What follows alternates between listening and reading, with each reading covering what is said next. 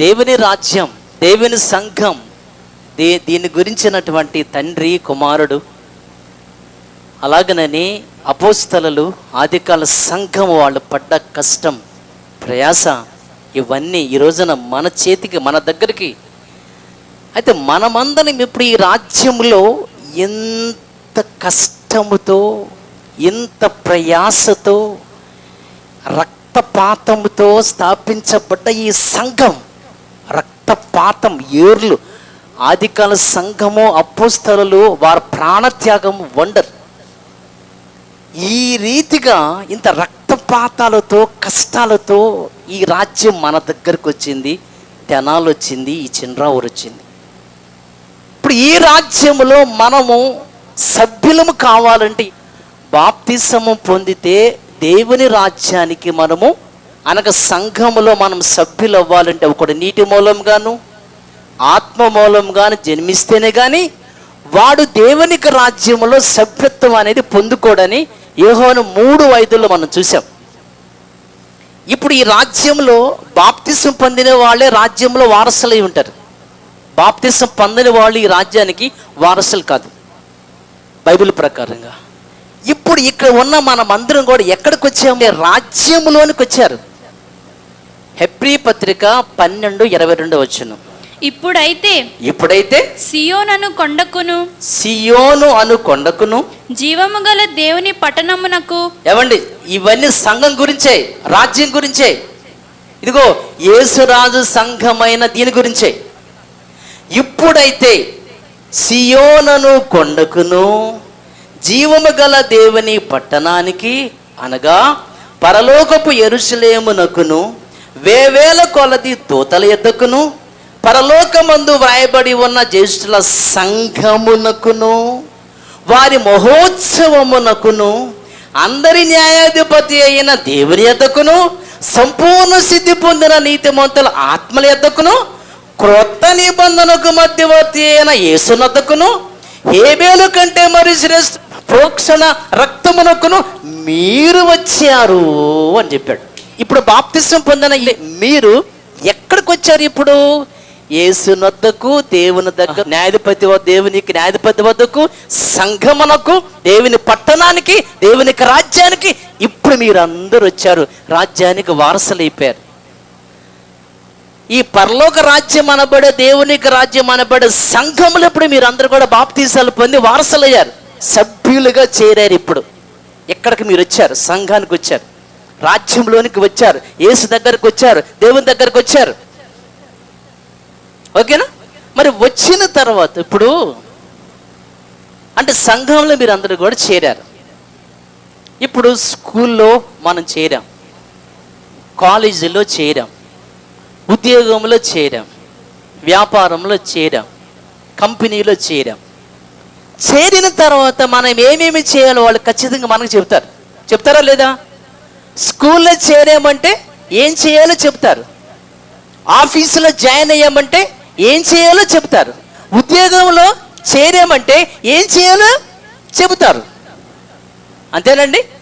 So మనము ఒక కంపెనీలో చేరామంటే ఏం చేయాలో చెబుతారు. సో ఇప్పుడు మనం అందరం కూడా రాజ్యములో చేరాము, రాజ్యానికి వచ్చాము, సంఘానికి వచ్చాము, సంఘములో చేరాము, రాజ్యములో చేరాము. వచ్చిన మనమందరం ఏం చెయ్యాలో అనే విషయాలు మనకి బైబిల్ గ్రంథంలో చాలా, బైబిల్ అంతా ఉంది. కానీ ఒక్క మాట ఈ పూట మనం ధ్యానం చేసుకొని ముందుకెళ్దాం. 1 తిమోతి 3:15 చూద్దాం. సంఘానికి వచ్చిన, సంఘములో చేరిన సంఘస్థులమైన మనం ఏం చేయాలో చాలా విషయాలలో ఇది ఒకటి ప్రాముఖ్యంగా మనం ధ్యానం చేయాలి. అయినను నేను ఆలస్యము చేసిన ఎడల దేవుని మందిరములో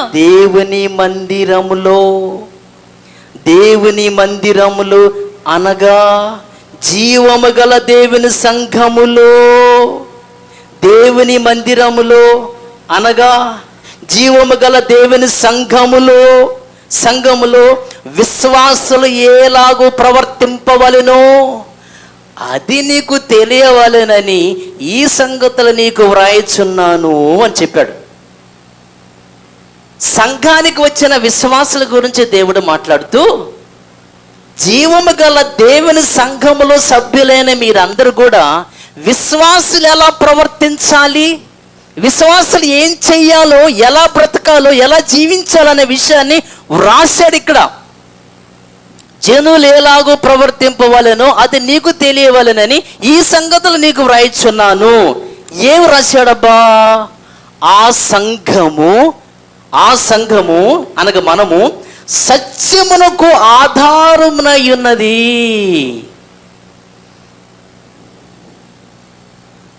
వింటున్నారా? నీతిమంతుల ఆత్మల యొద్దకు వచ్చారు, దేవుని దగ్గరకు వచ్చారు, యేసుని వద్దకు వచ్చారు, దేవుని యొక్క మందిరానికి వచ్చారు, దేవుని యొక్క రాజ్యానికి వచ్చారు.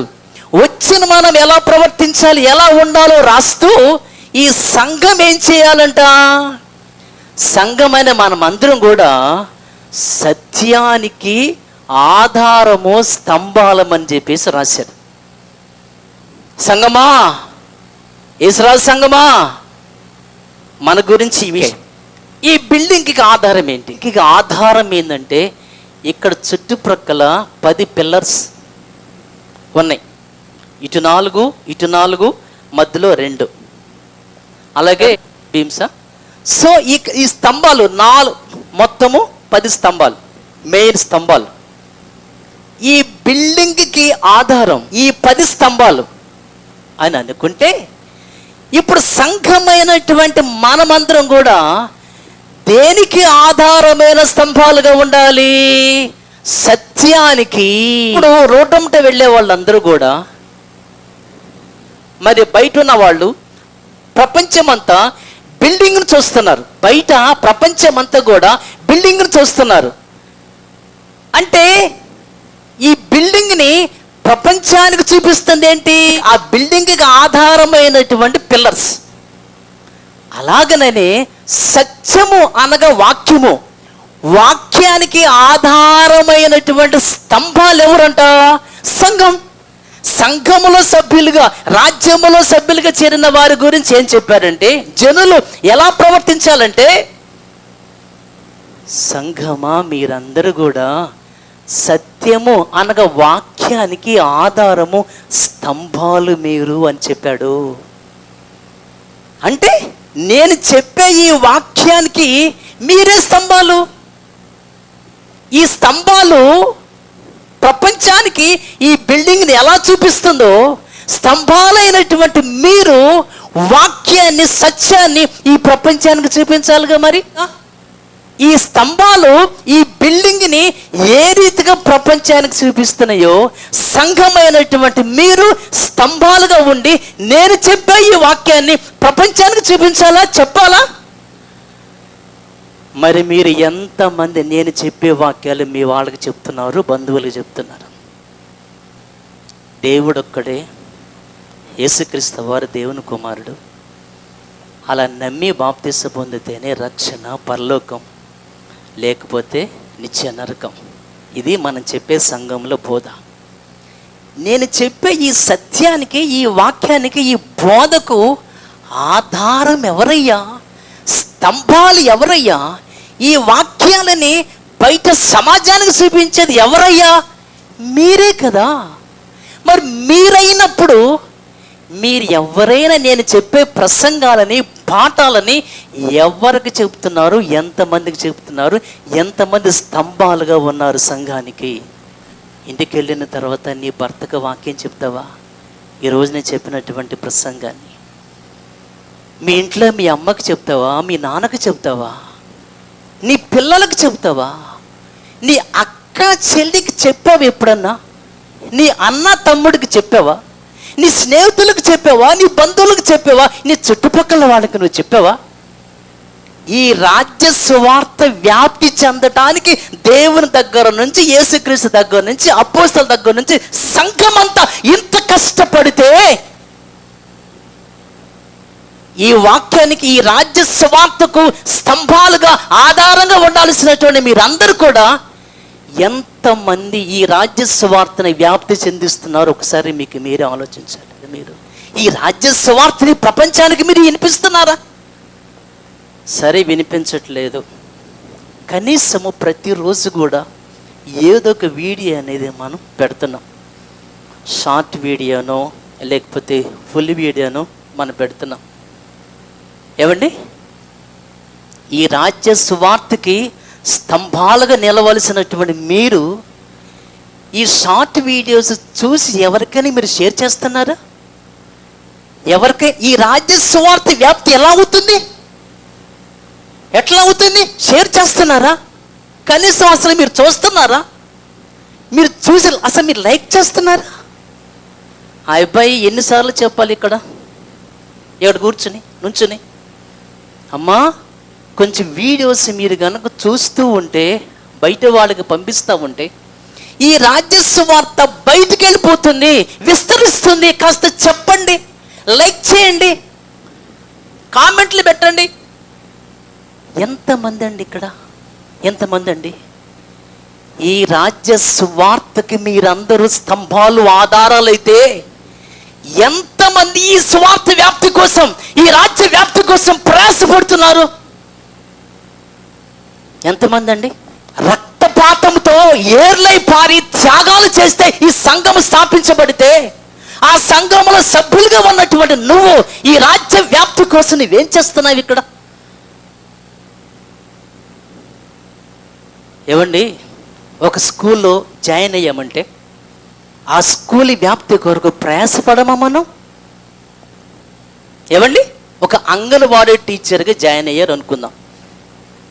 ఒక అంగన్వాడీ టీచర్గా జాయిన్ అయితే అక్కడ స్కూల్ పిల్లలు తగ్గకుండా పెరగటానికి, ఆ స్కూల్ని వ్యాప్తి చేయడానికి అంగన్వాడీ టీచర్ ప్రయాసపడదా? ఒక డ్వాక్రా మహిళలు ఆ యొక్క లీడర్ల మీద కానీ లీడర్ల మీద సూపర్వైజర్గా నువ్వు జాయిన్ అయితే, నువ్వు చేసిన ఆ యొక్క ఉద్యోగాన్ని వ్యాప్తి చేయడానికి, డెవలప్ చేయడానికి నువ్వు ప్రయాసపడవా?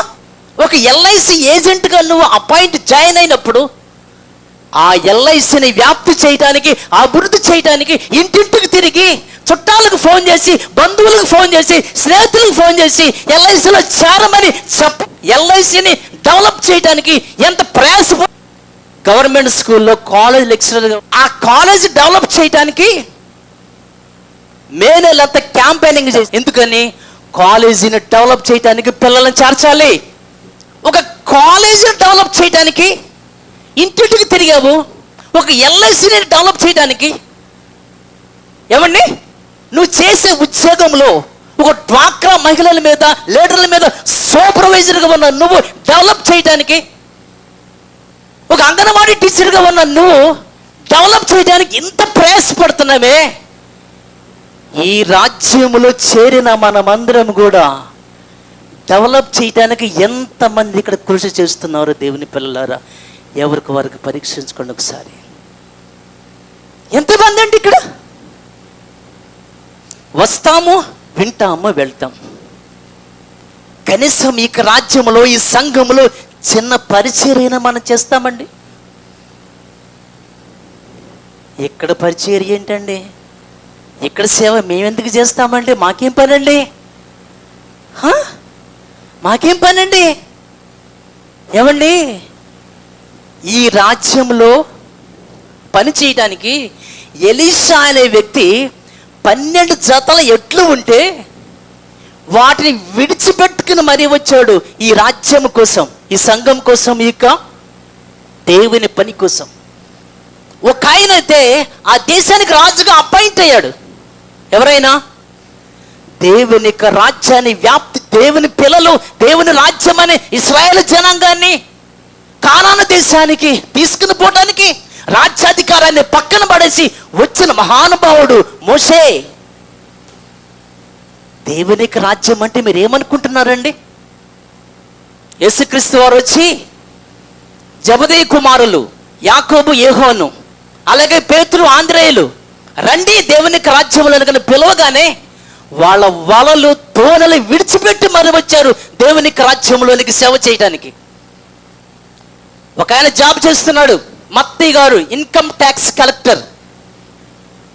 ట్యాక్స్ వసూలు చేసేటువంటి ఉద్యోగం ఆయనది. యేసు చెప్పాడు రా వచ్చేయమని. ఉద్యోగం పక్కన పడాల్సి వచ్చేసాడు. ఈ రోజున ఎంతమంది వస్తారు దేవునికి రాజ్యంలో సేవ చేయటానికి? నీ ఉద్యోగాన్ని, మీ పనిని, మీ వ్యాపారాన్ని మానుకొని దేవునికి రాజ్యంలో సేవకు వస్తావా నువ్వు? అవసరమైతే దీన్ని విడిచిపెట్టి దానికోసం వెళతామే తప్ప దాన్ని విడిచిపెట్టి వస్తామా మనం ఇక్కడికి? సంఘముల పరిచయం అంటే మీరు ఏమనుకుంటున్నారండి? ఇది మహాసామ్రాజ్యముల సేవ అంటే మామూలు విషయమా? మా అబ్బాయి ఒక పెద్ద కంపెనీలో జాబ్ అండి, స్టేట్ గవర్నమెంట్లో జాబ్ అండి, సెంట్రల్ గవర్నమెంట్లో జాబ్ అండి అంటావా? ఈ రాజ్యములో సేవ కింద, ఉద్యోగం కింద దుమ్ముతో సమానం అది, దుమ్ముతో సమానం అది. రాజుబాబు అని నేను చేసే సేవను చూసావా? మోడీ కన్నా గొప్ప సేవ చేస్తున్నాను. అమెరికా అధ్యక్షుడు ట్రంప్ కన్నా గొప్ప జాబ్ నాది ఇక్కడ. దేవుని సంఘం, దేవునికి రాజ్యముల సేవ అంటే మామూలు విషయమా?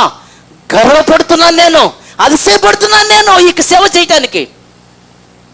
ఇది దేవునికి రాజ్యముల దేవుని పని అంటే, పరిచయం అంటే మహాభాగ్యముగా ఎంచుకోవాలండి. మన ఇది ఒక గొప్ప దేవుని సేవ, గొప్ప భాగ్యం ఇది. ఎక్కడ పరిచయం చేయాలంటే పెట్టి పుట్టాలండి. అసలు ఏనాడైనా మనం సంఘానికి వచ్చి సేవ చేసామా? పరిచయం చేసామా? వంట చేస్తామా? విశ్రాంతులు ఎత్తుతామా? ఊడుస్తామా? పట్టాలు వేస్తామా? అంటులు తోముతామా? దేవుని సేవ కొరకు, స్వార్థ కోసం మనం వస్తామా? సింపుల్గా తీసేస్తున్నారే మీరు. అసలు సంఘముల సేవ ఏముంది, సంఘముల పరిచయం ఏముంది? నా ప్రియమైన దేవుని పిల్లలారా, ఒక్కసారి మీరు ఆలోచించండి. ఈ పూట ఈ రాజ్యము మన దగ్గరకు రావటానికి, ఈ రాజ్యాన్ని వ్యాప్తి చేయడానికి తండ్రి దగ్గర నుంచి ఆదికాల సంఘం వరకు వాళ్ళు పడ్డ కష్టము, ప్రయాస, బాధ, రక్తపాతంతో వచ్చిందండి సంఘం. రక్తమిచ్చి కొన్నాడండి ఆయన. అలాంటి సంఘంలో సభ్యులకు చేరిన నువ్వు దీనికోసం ఏం చేస్తున్నావు? నువ్వు ఈ రోజున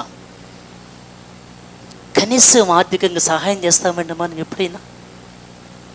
ఏమండి, సంఘం అంటే అయినను నేను ఆలస్యము చేసిన ఎడల దేవుని మందిరములో అనగా జీవము గల దేవుని సంఘములో జనులు ఎలాగూ ప్రవర్తింపవలెనో అది నీకు తెలియవలనని ఈ సంగతులను నీకు వ్రాయుచున్నాను. ఆ సంఘము వాక్యానికి ఆధారమును, వాక్యానికి స్తంభము, ఆధారము. అంటే రాజబాబు అనేటువంటి నేను, నా ద్వారా దేవుడు చెప్పేటువంటి ఈ వాక్యానికి స్తంభాలు ఎవరు? మీరే కదా. మరి ఏది మరి? కనీసం ఆర్థికంగా సపోర్ట్ చేస్తారండి ఇక రాజ్యం విషయంలో? నేను అలాగని అందరిని అనట్లేదండి. కొంతమంది ఈ సంఘంలో ఆర్థికంగా సపోర్ట్ చేసేటువంటి స్తంభాలు ఉన్నారు ఈ సంఘానికి. నేను అందరి గురించి నేను ఇక్కడ మాట్లాడట్లేదు.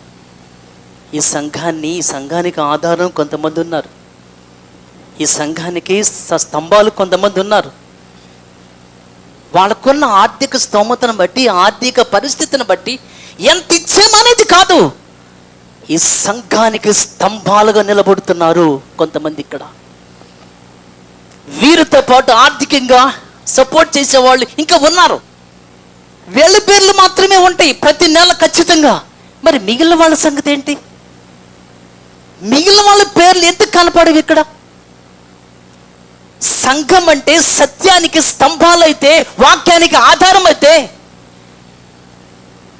ఎందుకు మనం దేవునికి కానుక మనం ఇవ్వలేకపోతున్నాం?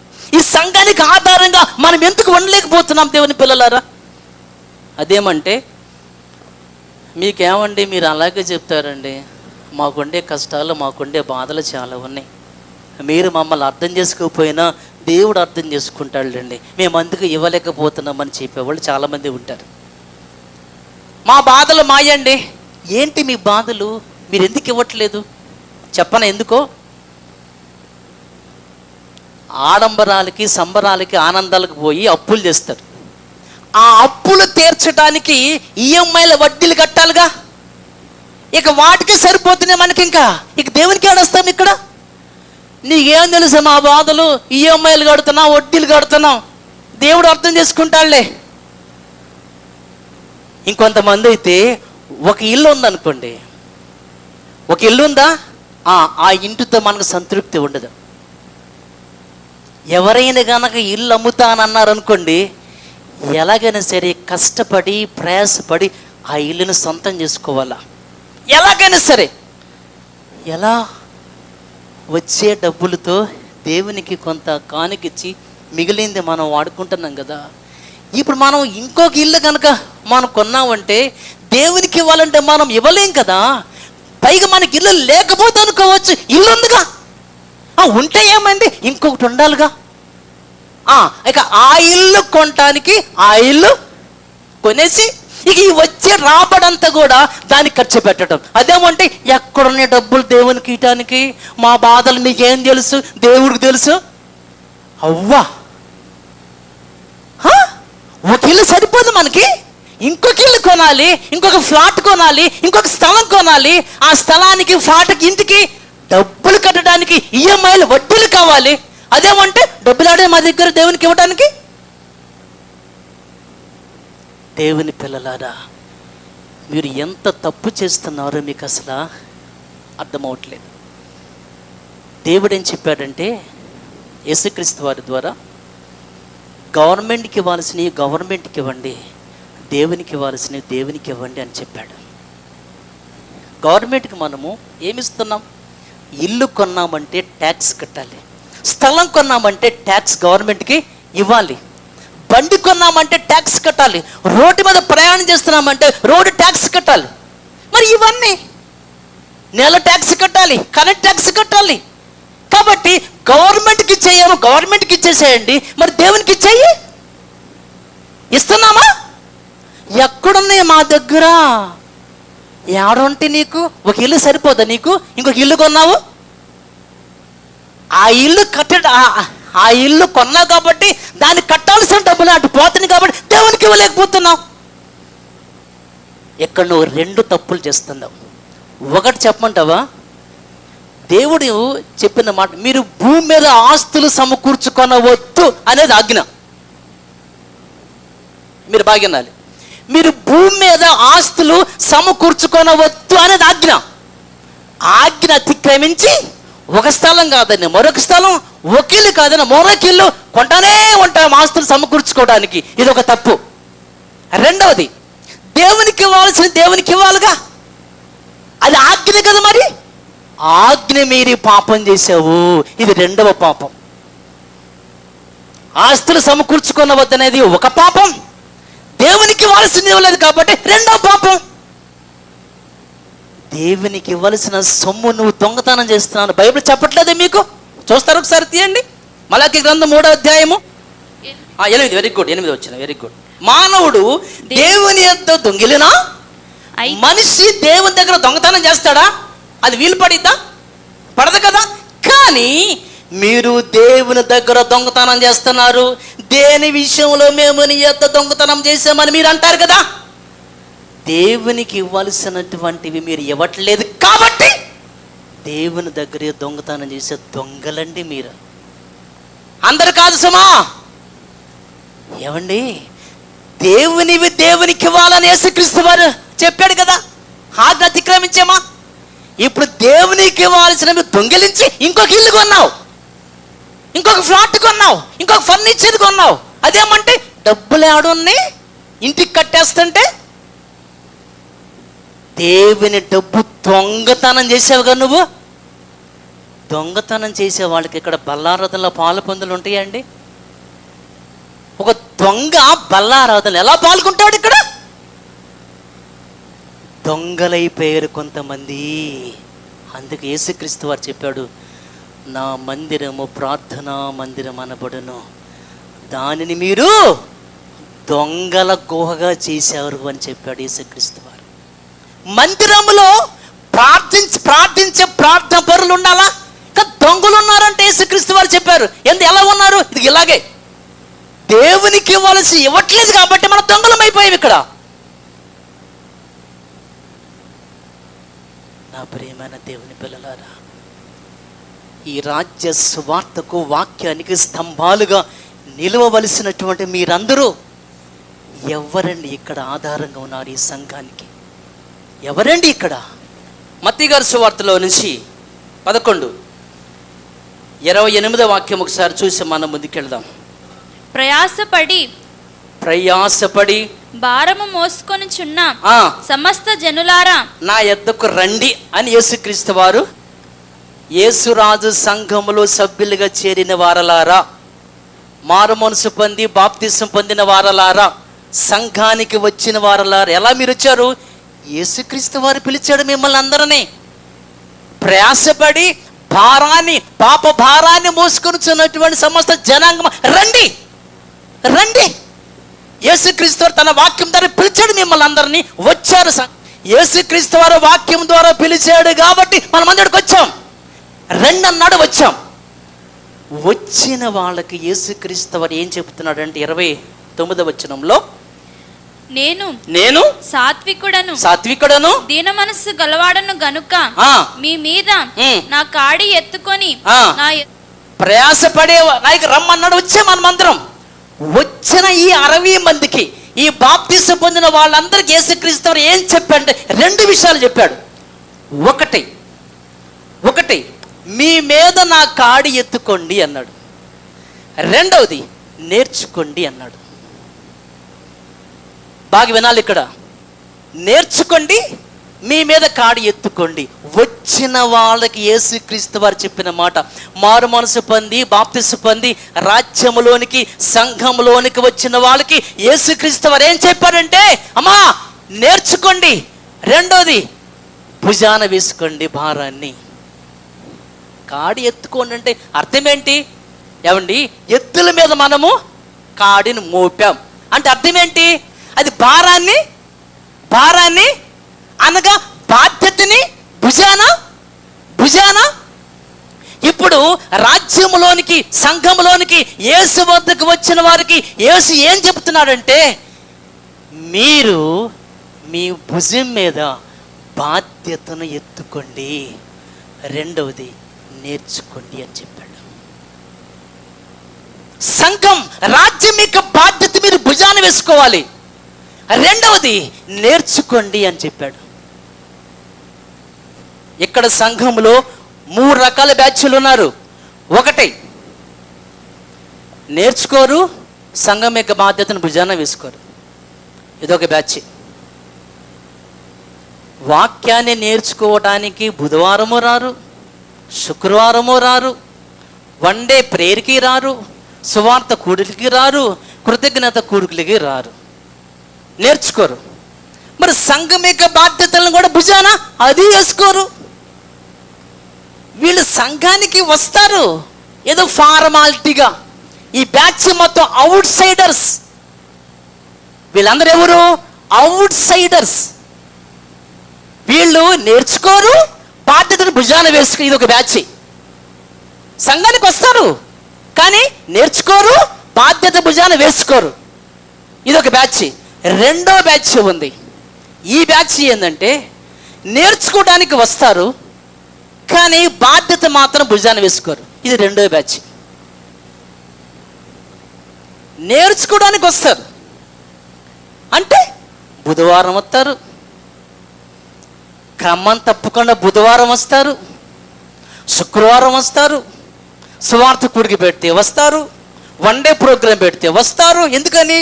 దేవుని రాజ్యం వస్తుందా వచ్చిద్దా, భలే టాపిక్ పెట్టాడు పాస్టర్ గారు, వెళదాము విందామని వస్తారు. నేర్చుకోవడానికి వస్తారు. బుధవారం వస్తారు, శుక్రవారం వస్తారు, వన్ డే ప్రేయర్కి వస్తారు, సువార్త కూడుకులకు వస్తారు, పేపర్ రాస్తారు, ప్రతిరోజు వాక్యాలు కూడా చెబుతారు. నేర్చుకోవటం వరకే చేస్తారు వీళ్ళు. కానీ సంఘంలో ఏ బాధ్యత కూడా నో మనకు సంబంధం లేదు, మనకొద్దు అంటే నేర్చుకోవడానికి వస్తారు కానీ బాధ్యత భుజాన్ని వేసుకోరు. ఒక సువార్త కూటం పెడితే డబ్బులు ఎంత అవుతున్నాయి, పాంప్లెట్లకి ఎంత అవుతున్నాయి, ఒక వన్ డే ప్రోగ్రాం పెడితే మనీ ఎంత అవుతున్నాయి మీకు తెలుసా? ఎంతమంది సంఘం గురించి ఆలోచిస్తున్నారు? సంఘ క్షేమమే ప్రాణమైనప్పుడు సంఘం కోసం మనం ఏ బాధ్యత మనం భుజాన్ని వేసుకుంటున్నాం? ఇక్కడ దేవుని పిల్లల సంఘంలో 2 రకాల వాళ్ళు ఇప్పుడు విన్నాం. ఒకటి, నేర్చుకోవడానికే రారు, బాధ్యతని భుజాన్ని వేసుకోరు. రెండవ బ్యాచ్ నేర్చుకోవడానికే వస్తారు, కానీ ఏ బాధ్యతను మాత్రం పట్టించుకోరు. ఇది రెండవ బ్యాచ్. మూడవ బ్యాచ్ ఉన్నారండి, నేర్చుకోవడానికి వస్తారు, సంఘం యొక్క బాధ్యతను భుజాన్ని కూడా వేసుకుంటారు. నేర్చుకోవడానికి వస్తారు. ఎక్కడ కూడికి పెట్టినా ఒక 30 మంది ఇంచుమించి ఉంటారండి. ఎక్కడ సువార్త కూడికైనా, ఎక్కడ ప్రేయర్ మీటింగ్ అయినా సరే క్రమం తప్పకుండా వస్తారు. ఎక్కడికైనా సరే సంఘంలో ఏదైనా బాధ్యత ఉందా, సేవ ఉందా, పరిచర్య ఉందా, భుజాన్ని వేసుకుంటారండి వాళ్ళు. అసలు ఈ రోజునండి సంఘం యొక్క వ్యాప్తి కొరకు ఎంతమంది అండి ఇక్కడ? మనమందరం అండి ఈ సంఘానికి ఏమండి, నేను చెప్పే వాక్యానికి మీరేం కావాలి? ఆధారములేనా, సహాయకులేనా? ఒక వాక్యం మనం చూద్దాం. 3వ యోహాను పత్రికలో నుంచి వచనం 8 చూద్దాం.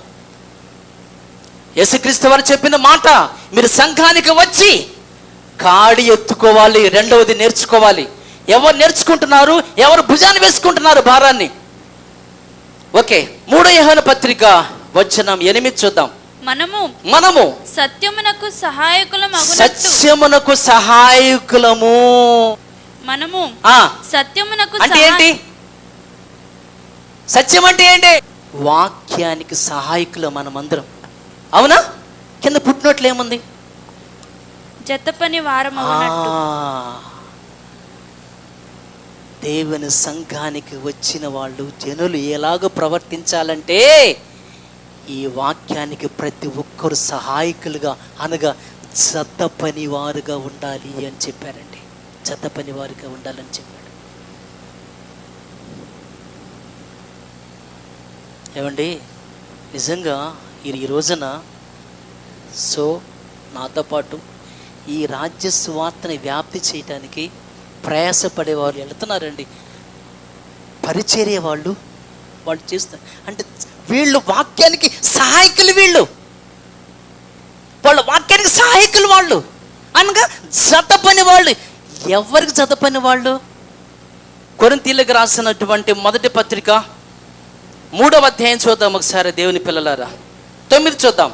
మేము దేవుని జత పని వారం. ఎవరు?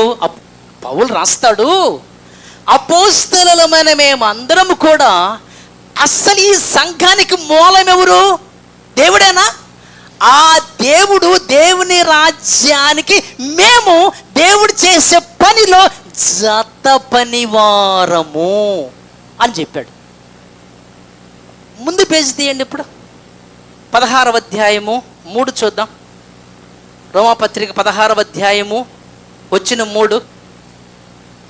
క్రీస్తు యేసునందు నా జత పని వారైన ఆకుల ప్రిస్కిల్లా. 9 క్రీస్తునందు మన జత పని వాడగు ఊర్బానుకును. 21 నా జత పని వాడగు తిమోతి. పౌలు ఏమన్నాడంటే, మేము దేవుని జతపని వారమైతే ఒక తిమోతి నాకు జతపని వాడు, ఒక ఊర్బాను నాకు జతపని వాడు, ఒక అకుల ప్రిస్కిల నాకు జతపని వారు. దేవుని పనిలో మనము కూడా జతపని వారం. అంటే ఈ రాజ్య వ్యాప్తిలో, ఈ రాజ్య విస్తరణలో, దేవుని రాజ్య విస్తరణలో అబ్బా మోడీ గారితో కలిసి పనిచేయటము భాగ్యం అనుకోవట్లేదు మనము? సీఎం గారి పక్కన కూర్చుని ఓడ్చటం అంటే గొప్ప భాగ్యం అనుకోవట్లేదు మనము? ఒక ఎమ్మెల్యే పక్కన కూర్చొని పనిచేయటం అంటే గొప్ప భాగ్యం అనుకోవట్లేదు మనము? అరే, దేవుడు పక్కన కూర్చుని, దేవుడు పక్కన దేవునికి పనిలో నేను ఉన్నానంటే అబ్బా, అసలు ఆ భాగ్యం ఎంత గొప్పదండి! అసలు అది ఎంత గొప్పదండి అసలు అది. దేవుని పిల్లలారా, పౌలు గారి యొక్క సేవలో వేల మంది రక్షణ పొందారు కదా. వేల మంది రక్షణ పొందితే కొద్ది మంది పేర్లు మాత్రమే ఈ అధ్యాయంలో ఎందుకు రాశాడు అంటారు? వేల మంది పౌలు గారి యొక్క సేవలో రక్షణ పొందితే కొద్ది మంది పేర్లు మాత్రమే ఈ అధ్యాయంలో ఎందుకు రాశాడు అంటారు? కొద్ది మంది మాత్రమే దేవుని పనిలో సహకరిస్తున్నారు కాబట్టి వాళ్ళ పేర్లు రాశాడు. ఇక్కడ 60 మంది ఇక్కడ సంఘ సభ్యులు ఉంటే, 60 మంది ఇక్కడ రాజ్యంలో సభ్యులుగా ఉంటే నేను కొద్ది మంది పేర్లు ఎందుకు చెప్పాను ఇప్పుడు అంటే కొద్ది మంది పేర్లే నేను ఎందుకు చెప్పానంటారు? పౌలు గారికి సేవలో వేల మంది రక్షణ పొందితే కొద్ది మంది పేర్లు ఆయన ఎందుకు చెప్పాడు? కొద్ది మంది మాత్రమే సేవకు సహకారులుగా ఉన్నారు కాబట్టి, సంఘానికి సహకారులుగా ఉన్నారు కాబట్టి ఆ సహకారుల పేరులే జీవ గ్రంథంలో వ్రాయబడి ఉంటాయని ఫిలిప్పి 4:3 రాశాడు.